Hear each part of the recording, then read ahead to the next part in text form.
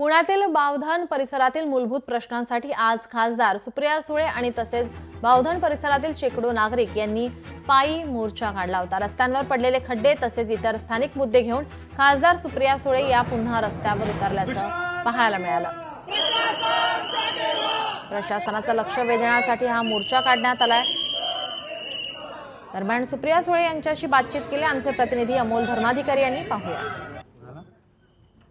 बावधन येथील नागरिकांच्या समस्येच्या विरोधामध्ये आता खासदार सुप्रिया सुळे या पुन्हा एकदा आंदोलन करतात। आता आपण पाहतोय त्या मोर्चामध्ये सहभागी झालेले आहेत। बावधन इथले सर्व नागरिक सुद्धा या मोर्चामध्ये सहभागी झालेले आहेत आणि स्वतः सुप्रिया ताई आपल्या सोबत आहेत।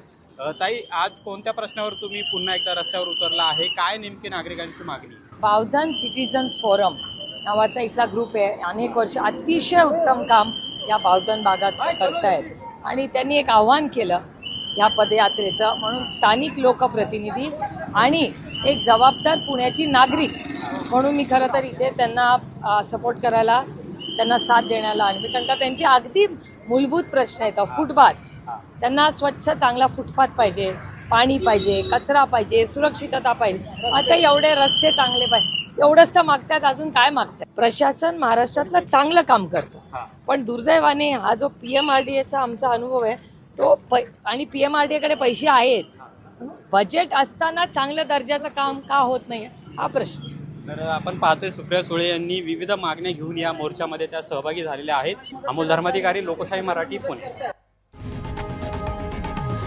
लोकशाही मराठी ऐका, पहा, जागरूक रहा।